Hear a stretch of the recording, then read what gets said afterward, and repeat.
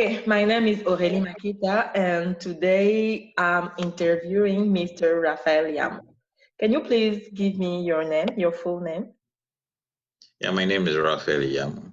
Okay, today is the 13th of July, 2020, and we will talk a little bit about the pandemic and how it kind of impacted your life. So to start first, can you talk to me a little bit about yourself, what you're doing, your family, everything? Okay, I'm a graduate student in the Department of Linguistics at the University of Florida. I work on my my area of research is around language documentation and theoretical linguistics, and I'm married with 4 sons, and they are in Nigeria. Okay. So when did you first hear about coronavirus? It was sometime. Okay, when I first heard, it was last year, so I was following the news. Then it was just in China, it wasn't yet in the US, but then I was just, yeah, it didn't sound like anything serious then. I thought it was just a, a thing that would just be limited to China, but then I guess I was wrong. Okay, so when you first hear about it, okay, so for you it was just about in China, so you were not very worried about it. How did that perception change through time? Mm, it changed when, okay, first of all, the WHO started with saying that it was not transmitted, it could not be transmitted from humans to humans, and then that changed. And then, when countries now started to impose like travel bans and border locks, and so that was when I began to know that this was very serious. Yes. Yeah, and I was seeing the death rates too. The death rates in China were rising, and then eventually it got into the US, and then it started increasing gradually too. Okay, and did the pandemic impacted your life? And if it did, how? How did it impact your life or the life of people you know? Okay. So, well, it changed. It made me like classes go like fully online, which it wasn't really like a negative thing, but after a while, I got tired of the whole like online thing because I'm used to like I've never really taken an online class before, so now having classes online was a bit different from what I'm used to. So that was a bit challenging at some point, and then not being able to like go out, go to the places I'm used to going to, like once in a while, even just like like going out with friends and things. That too was, I guess, impacted. Okay. Yeah. And in terms of family, or no, there's no impact with the COVID-19. Yeah, there was because my family was supposed to join me coming in May, and so, of course, they were border locks, so they couldn't come in. So that too was quite disturbing. Okay. So, do you know some people in your neighborhood or in your family, that have been impacted? Like, I don't know, people you are worried for or no? No, no, Okay.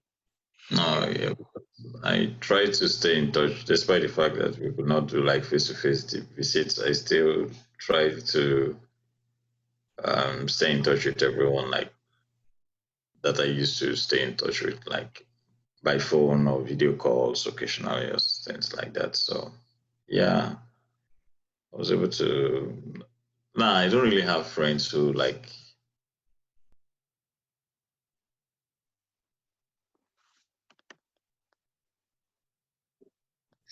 I I heard some people got depressed and things like that during the virus, and but I don't know anyone personally. Yeah. Okay. And what do you think about the response? Just to, to kind of, what do you think about the response about the corona? From people, from government. What do you think?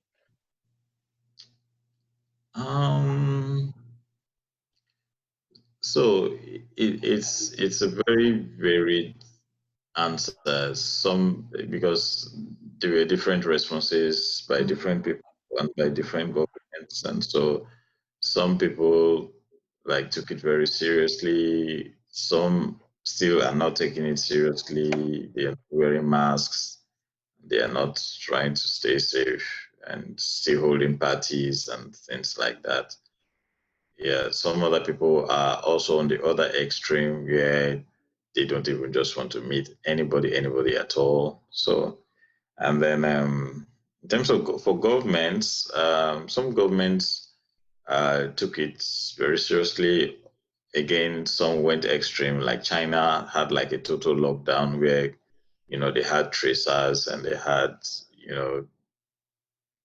they were able to track all those who were in contact with people who had had the virus and made sure that nobody left the house and all that. But then there were also places where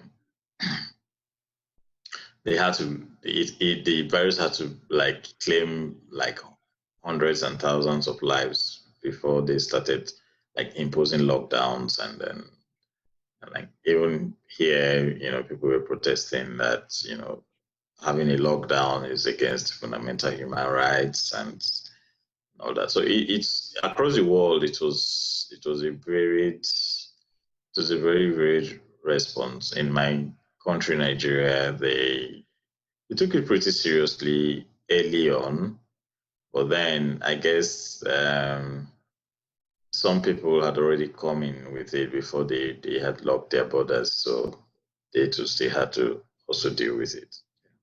Okay. And were you kind of, how can I say, did some of the response to the to that pandemic kind of surprise you from people, from government? When I say surprise you, it's like you kind of try to explain how, but for you, was it surprising to see, for instance, that some people were not, I don't know, were you surprised for the response? Mm, not exactly. Not exactly, because I've always believed that people are like products of their environments, and so you should expect like different responses from like different environments. They're just people who don't take things seriously. There are people who don't care about others except themselves just to do what pleases them. Yeah, so those kind of people, they don't care. They don't mind going out without masks. And they don't mind infecting other people if they're infected. And yeah, so it wasn't really surprising. Maybe because, as a matter of fact, really nothing about human beings surprised me. So like, yeah, so it wasn't surprising. Although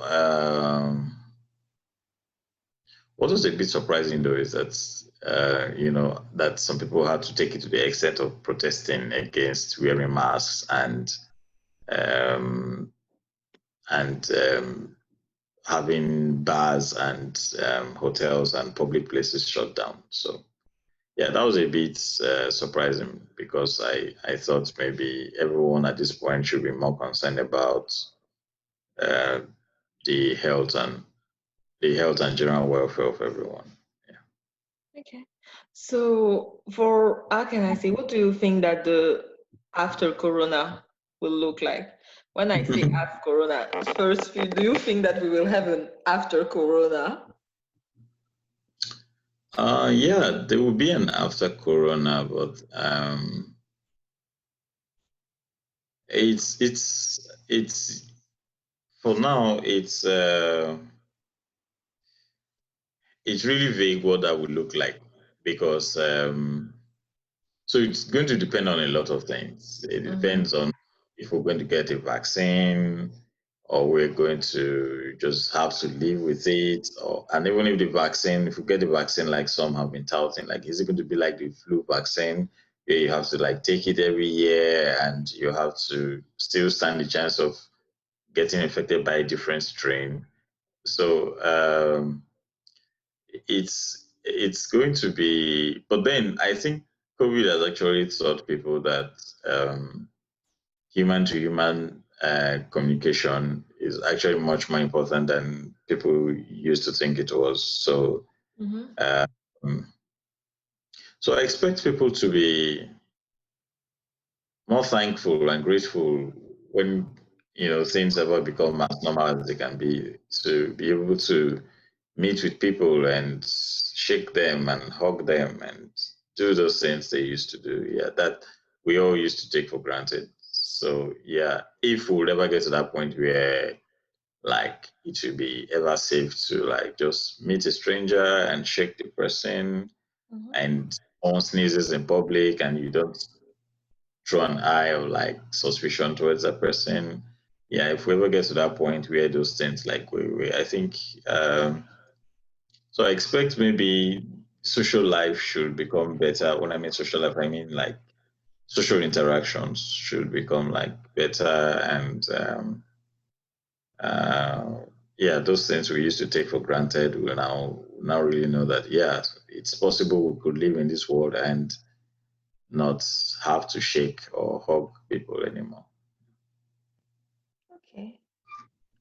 So, Mr. Raphael, thanks a lot for your time. Okay, thank you. Yes. So, thank you. Okay.